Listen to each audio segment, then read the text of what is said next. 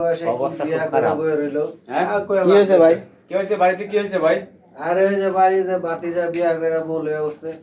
ভাতিজা বিয়ে করছে মানে কেমনে কি সমস্যাটা, কেমনে কি বলেন তো আমাদের। সমস্যাটা হইলে গা এই মহিলা হ্যাঁ বাপের লগে প্রেম করতো, হ্যাঁ মানে প্রেম ভালোবাসা পরকিয়া করে সবকিছু হ্যাঁ। মনে করছে। হ্যাঁ এখন বাপ তো মনে করেন যে হ্যাঁ রে আইতে কইছে, মহিলা বাড়িতে আইছে, এখন বাপ গেছে পলাইয়া, এখন পুলারে পাইয়া পুলারে করছে বিয়া, এই নিয়ে বাড়িতে এখন বাপরে না পাইলে ছেলেরে তো পাইছে। এখন ওই যে এলাকা ধরে পুলা লগে বিয়া করাই দিছে। ও বাপের না পায় ফোলার কাছে বিয়ে দিয়ে দিছে। এটা তো আরো ভালো হইছে। আরে পোলা কি বউলে বাড়ি উঠছে?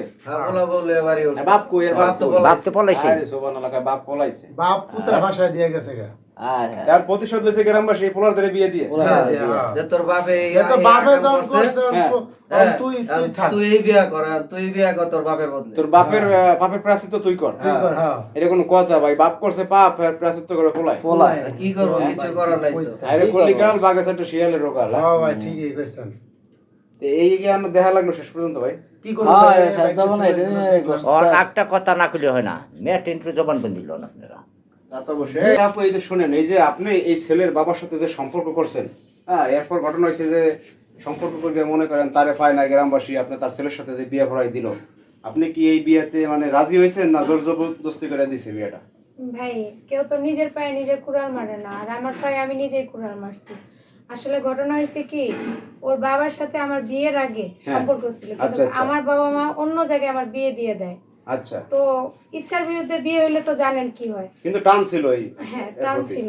ওর সাথে বিয়ের পরও আমি গোপনে 3 বছর সম্পর্ক করি। তো তার মধ্যে ওকে আমি বললাম যে আর পারতেছি না, তুমি এবার আমাকে বিয়ে করো, আমি ওই সংসারে থাকবো না। আচ্ছা। আমি আমার স্বামীকে ঠকাই 3 বছর ওর সাথে সম্পর্ক করলাম।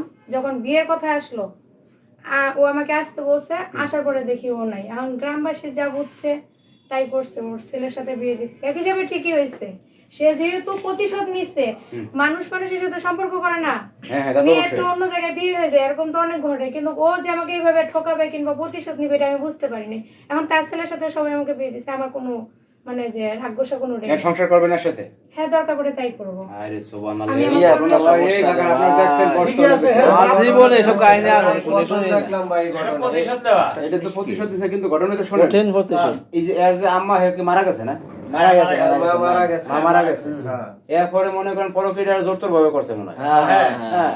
তো যাই হোক, এই আপু আসছিল যদি বিয়ে সাথে কিছু একটা হবে। হ্যাঁ, এই উদ্যোগ নিয়ে আইছে, উদ্যোগ নিয়ে আইছিল, কিন্তু ওর বাবা মনে ছিল শয়তানি। ওর বাপে মনে ছিল শয়তান নিয়ে পলাইছে।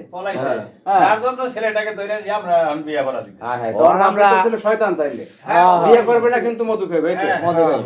আরে অবশেষে বিচার চাইছে, বুঝেন কথাটা। মেয়ে নিরুপায় হয়ে আমরা দেশবাসীরা, ওর বাবার পাই নাই, আমরা হাতে নিয়ে হুজুরটা একটা বিয়ে করা দেওয়া হইছে। এই পোলার ধারে বিয়ে দিছেন, এই পোলা কেমনে কি বুঝলাম না। কি করুম কোন এই মেয়ে জেপেল কইছে কথাটা, আমার কোনো জায়গায় ঠাই নাই যাওয়া। শেষ পর্যন্ত এই পোলার ধারে ঠাই রইল। হ্যাঁ কইছে আমি এই ছেলেটেন বিয়ে বো মাঙ্গটেন কইছে আমরা। দর্শক আপনারা দেখেন, মানে ঘটনাটা ঘটছে কোন বাড়িতে, মানে এরকম একটা আজব ঘটনা।